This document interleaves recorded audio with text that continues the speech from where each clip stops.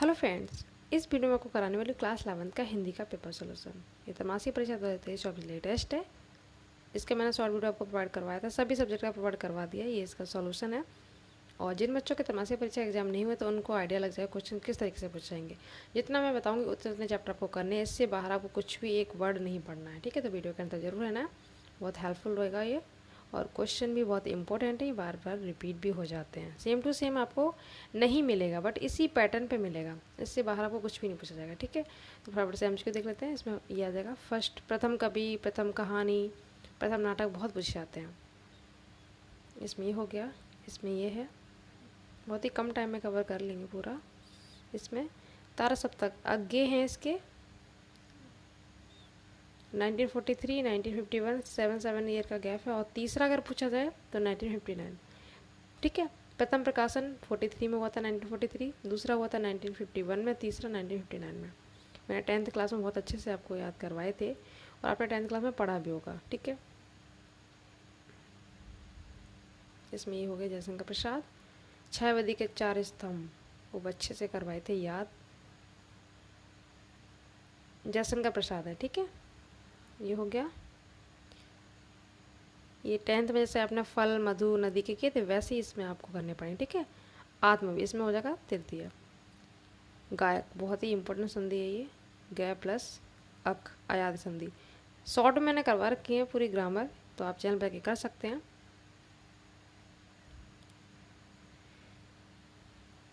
इसमें हो जाएगा सप्तमी। अगर आपने 10th में याद किया ना फल नदी मधु, वैसे ही इसमें करने सेम टू सेम। इसमें भी थर्ड हो जाएगा और इसमें हो जाएगा फोर्थ। इसमें प्रति यथा ये वर्ड लग जाते हैं ना, तो वो कौन सा बन जाता है, अव्यय भाव, ठीक है। द्विगु द्वंद 10th में था ना, संख्यावाचक तो द्विगु, और इस तरह से आता तो द्वंद हो जाता है।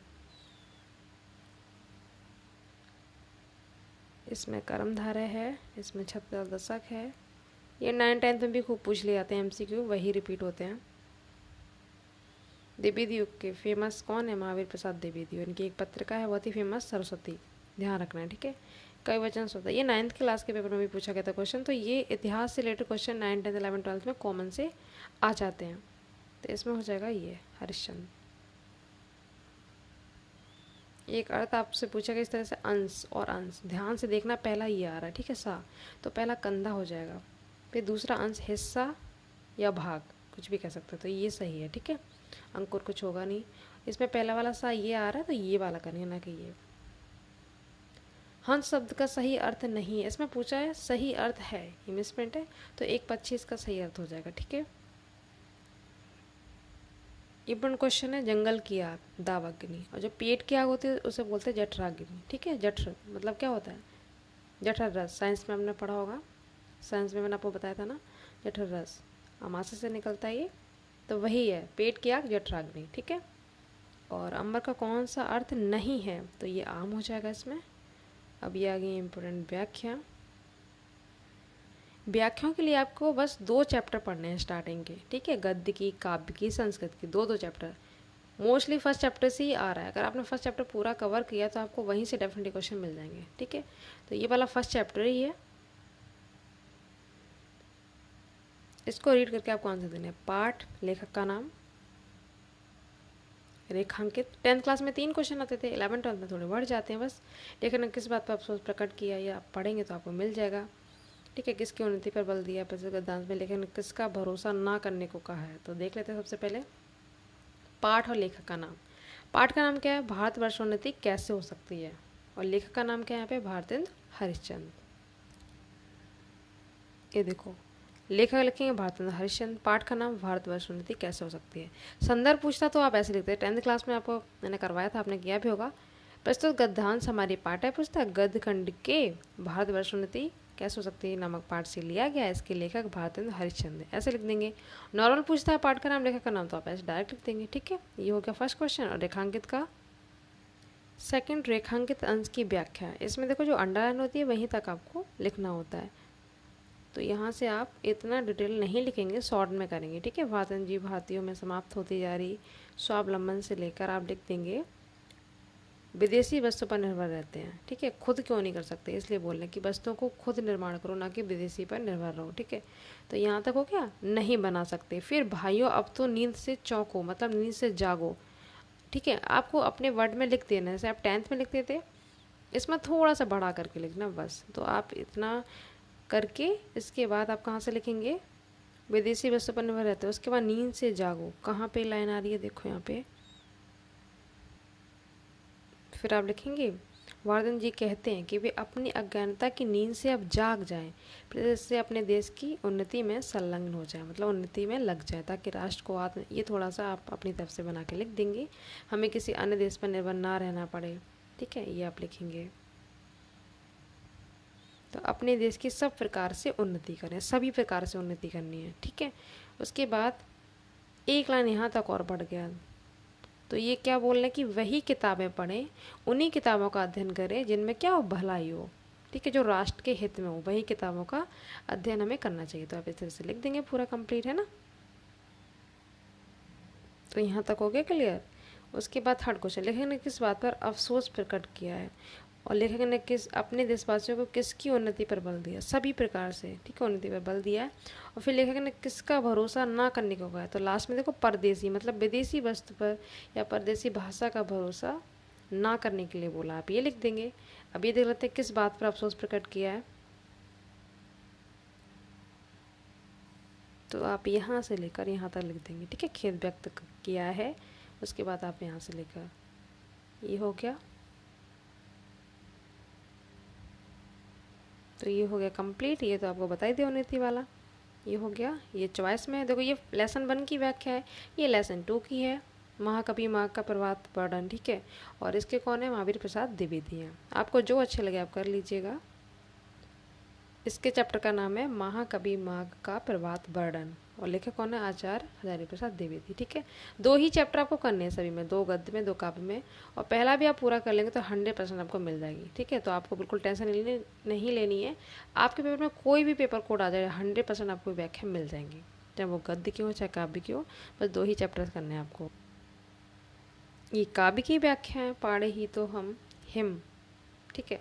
तो ये किसकी है, कबीर की साखी से लिया गया, कबीर की साखी से लिया। संदर्भ वही लिखेंगे, प्रस्तुत पद्यांश हमारी पाठ्य पुस्तक काव्य खंड के कबीर द्वारा रचित साखी से लिया गया, ऐसे लिख देंगे। रेखांकित अभी आपको बता दूंगी, एक लाइन जो अंडरलाइन है बस इसका हिंदी लिखना है। तीसरा, कबीर ने पानी और बर्फ का उदाहरण देकर क्या बताया है, और पानी और बिलाई का अर्थ, पानी का अर्थ पानी लिख देंगे, और बिलाई का अर्थ विलीन है, विलीन हो जाना, ठीक है। और दोहे में कौन सा अलंकार है, तो अनियोक्ति अलंकार है। कौन सा है, अनियोक्ति अलंकार है, अनियोक्ति। अब पहले फटाफट से इसका वो देख लेते हैं, रेखांकित अंश की व्याख्या। संदर्भ आप लिख ही लेंगे, तो अंडरलाइन है, और इसकी हिंदी है। कबीर जी कहते हैं कि परमात्मा रूपी पानी जमकर आत्मा रूपी बर्फ बन गया। यहाँ से लेकर आप लिख देंगे यहाँ तक, बस हो गया, ठीक है, ये हो गया। थर्ड क्वेश्चन आप लिखेंगे, पानी बर्फ का उदाहरण देकर बताया कि जीवात्मा को परमात्मा का ही रूप बताया, ठीक है। कबीर ने पानी और बर्फ का उदाहरण देकर जीवात्मा को परमात्मा का ही रूप बताया है, ये हो गया। पानी का तो पानी हो गया, बिलाई का विलीन हो जाना। अलंकार मैंने आपको बता दिया, नियुक्ति कंप्लीट हो गई। क्वेश्चन 10th में 3 पूछते हैं, इसमें 5 या 6 पूछ लेते हैं, बस यही डिफरेंस है, ठीक है। ये देखो सूरदास नाम ही आ जाता है, 10th में भी आपको मैंने ट्रिक से बताया था, सूरदास, ठीक है। इसमें भी देखो सूरदास आ गया, तो ये सूरदास के विनय पद से लिया गया, विनय पद। चॉइस है, आपको जो अच्छा लगे आप कर लीजिएगा। इसमें भी वही क्वेश्चन है, जैसे इसमें पूछेंगे वैसे इसमें है। अब नेक्स्ट देख लेते हैं, ये जीवन परिचय है, स्टार्टिंग के 2-2 कर लीजिए, सफिशियंट है। सूर तुलसी आपने 10th में भी किए होंगे, वही आप लिख सकते हैं, रचनाएं लिख देनी है आपको, ठीक है, ये हो गया। और शॉर्ट वीडियो अपलोड है इनके जीवन परिचय का, आप चैनल पर जाके कर सकते हैं। कहानी का सारांश आपको शॉर्ट में लिखना, कोई भी पेपर कोड आ जाए, XYZ कुछ भी आ जाए, तो कहानी आपको यही मिलने वाली है, बलिदान और आकाशदीप, ठीक है। इनका सारांश कर लीजिए, शॉर्ट में कर लीजिए, आप लिख देना। और इधर देखो आपको क्या करना है, पूरा फाइनल तक का बता दे रही हूँ, इससे बाहर आपको एग्जाम में नहीं मिलेगा। नाटक के आधार पर क्या करना है, किसी एक का उत्तर देना होता है, तो आप सर्क नहीं करेंगे, 10th में मैंने सर्क नहीं करवाए थे, 2 बस गांधी जी का करेक्टर, ठीक है। सर्क करने की जरूरत नहीं है आपको। यहाँ पे देखो नाटक का मुख्य पात्र पूछा, नाटक का पूछे तो आप विक्रम मित्र का लिखेंगे। किसका लिखेंगे? विक्रम मित्र का। एग्जाम के बाद मैं आपको शॉर्ट में सब कुछ करवा दूंगी, कहानी, करेक्टर, ये हिंदी इंग्लिश पूरा आपका कवर हो जाएगा, ठीक है। जैसे मैंने आपको 10th में करवाया, तो आप इसमें नाटक में विक्रम मित्र का यहाँ पात्र लिखेंगे। नॉर्मल पूछे गौड़दास का पात्र तो आप लिखेंगे कालिदास का, ठीक है। और स्त्री पात्र पूछे तो मलयावती का। मैं आपको तीनों करेक्टर करवा दूंगी, ठीक है। तो यहाँ पे आपको विक्रम मित्र का लिखना है। यही तीनों कर लीजिए, सर्ग आप बिल्कुल याद नहीं करेंगे, ठीक है। अब ये संस्कृत की व्याख्या आ गई। ये देखो पहले ही चैप्टर है, प्रयाग वाला से लिया गया, इसकी मैं आपको व्याख्या बता दूंगी। संदर्भ कैसे लिखेंगे? प्रस्तुत गद्यांश हमारे पाठ्य पुस्तक संस्कृत खंड के प्रयाग नामक पाठ से लिया गया। ऐसे विसर्ग लगा दें, प्रयाग नामक पाठ से लिया गया। इसमें लेखक तो होता नहीं है कुछ भी, ठीक है। ये हो गया। अभी व्याख्या देख लेते हैं। यहाँ से आपको लिखना है, भरद्वाज ऋषि का आश्रम भी यही है। यहाँ प्राचीन काल से 10,000 विद्यार्थी पढ़ते थे। पिता की आज्ञा का पालन करते पुरुषोत्तम यानी राम, श्री राम अयोध्या से वन को जा रहे थे, तो मुझे कहाँ निवास करना चाहिए ये पूछने के लिए वे यहीं भरद्वाज ऋषि के पास आए। यहाँ तक आपके इसमें आई है, तो आप इतना ही लिखेंगे, ठीक है। ठीक है, यही पूछने के लिए वहाँ पे गए थे, वो यहाँ तक हो गया। देखो 10,000 विद्यार्थी पढ़ते थे, यही इनका आश्रम है। आज्ञा की आज्ञा पालन करते हुए वही, ठीक है। आपको डिटेल में जब एक्सप्लेन करूँगी ना, तो वहाँ पे अच्छे से क्लियर करवा दूँगी। जैसे 10th में वाराणसी का हमने आपको पूरा करवाया था, वाराणसी से डेफिनेटली व्याख्या आती और आई भी थी। ऐसे आपको 11th में मिलेगा, तो टेंशन नहीं लेनी है। अब यहाँ देखो 2 ही चैप्टर है। यहाँ पे कौन सा है? ये वाला वंदना चैप्टर के आपको श्लोक कर लेने हैं। 100% आपको एग्जाम में मिल जाएगा। वंदना पाठ से लिया गया ये, ठीक है। ये सदाचार उपदेश से लिया गया, सदाचार उपदेश। तो ये वाला भी आप कर सकते हैं।